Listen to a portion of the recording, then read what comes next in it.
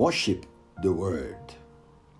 In this subject, we are going to be discussing about the importance of His Word, the importance of the Word of God, and how that the worship of His Word can make you somebody in life.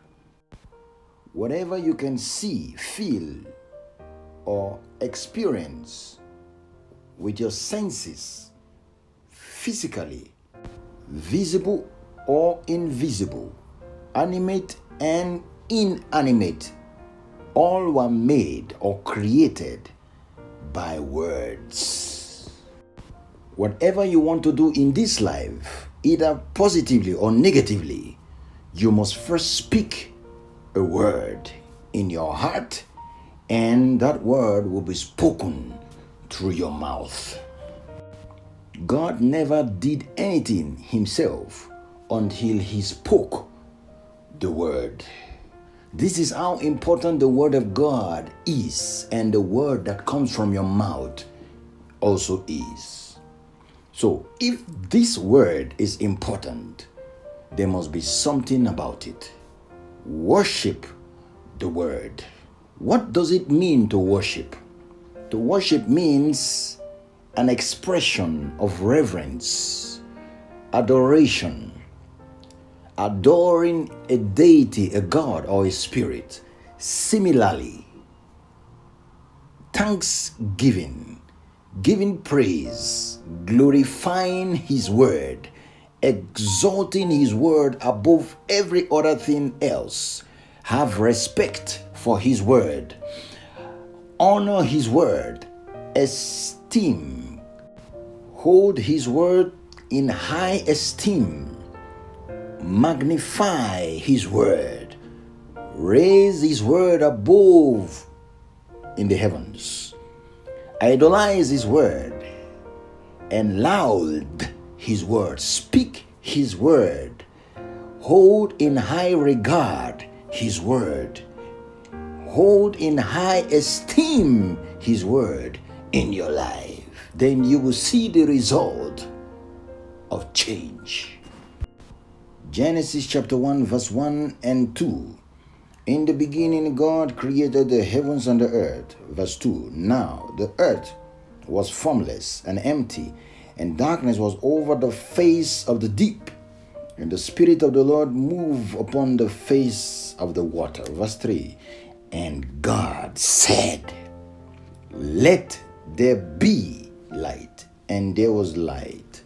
If God said, let there be light, it means that there is something holding the light. Whatever is holding your light, you have to speak, let there be freedom. Let there be light, and that light will shine upon your situation. What can you do without the Word of God? This is the secret of success. It is the secret of progress, strength, abilities, creativities, imagination, positive imaginations, and a beautiful life. The Word will beautify you. Where everyone is running left and right looking for solution, you have the Word in your hand. The Word is in your mouth. Where everyone is looking for how to get out of some situations, you have the key in your hand.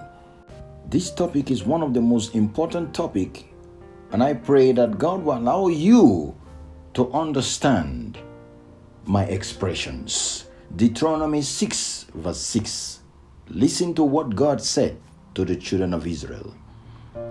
These commandments that I give to you, these words that I give to you, that means you need a word that God should give to you that will take you to your destination. It says, these words that I give to you today are to be in your hearts. Verse 7. Impress them on your children. Talk about them to your children. Let your children know about it.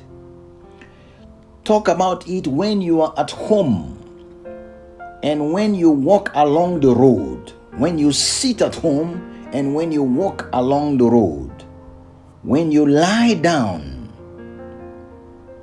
when you get up. Verse 8, tie them as a symbol on your hands and bind them on your forehead. Verse 9, write them on the door frame of your house and on your gate. You can see how serious he tried to express his word towards these people. And he told them to do these things every day. The first one is take the word and put in your heart. When it's in your heart, you speak about it. Out of the abundance of the heart, the mouth speaketh, Jesus said. Talk about them to your children. When you are at home, when you sit at home, when you walk along the street, along the road, when you lie down to sleep, and when you get up, you are talking about it. You tie them on your hands in case you forget. You look at the hand where you wrote them, and you bind them on your forehead. The word surrounds you. When you do all these things, you put them on your door frame, and on your gate. They are just symbolic. But when you do all these things, the word will take you to a land flourishing, to a city that you did not build. Now, this is how it works. The word is like a person, it's like a spirit, a living thing.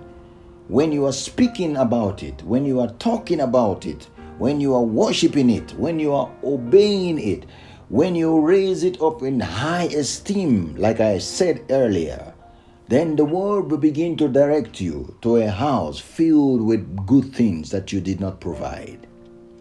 It will direct you to a well that you did not dig, to vineyards of olive groves that you did not plant.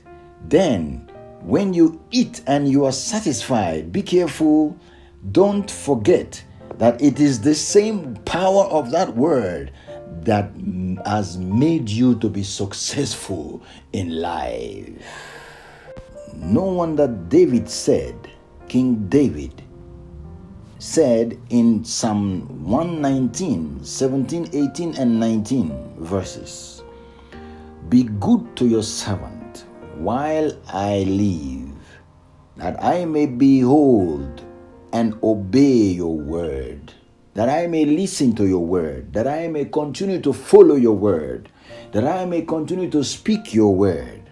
He is begging in prayers.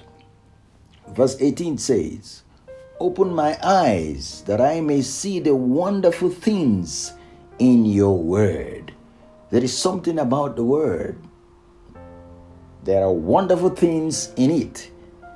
Outside the word, there is nothing wonderful. But inside the word, there are wonderful things in it. The moment you speak it, repeat it, continue to talk about it, then you will understand what I'm saying. 19 says, I am a stranger on the earth. Do not hide your word from me. Do you know that there's some people looking for word of encouragement? Word of encouragement that will make their bones fat again. Depression has eaten them up because of the situation and troubles they see around them. A word of advice, a word of upliftment can revive a soul again. This is how important the word is. The earth is a marketplace. We are all here to buy and sell. David said, I am a stranger in the earth. The way I can survive in this marketplace is only by your word. So please, Father in heaven, do not hide your word, your commands, your ordinances from me. Affliction is for everybody, both the righteous and for the sinner. there is provision for way of escape, which comes on the righteous. And God said in His word, He will create a way of escape for the righteous. Doesn't mean that because you are righteous or you are obeying His word, you will not be attacked. You will be, but He will create a way of escape for you. So I can see you escaping that situation which you are facing now. Are you discouraged? Don't be discouraged. You will escape that situation. Be it financial situation, health situation, family situation, marital situation, economical situation, business situation. No matter the situation, the word will find a way for you into the land of goodness, into the city that you did not build. The word will direct you into vineyards that you did not plant. And He would help you to overtake. For the first shall be the last, and the last shall be the first.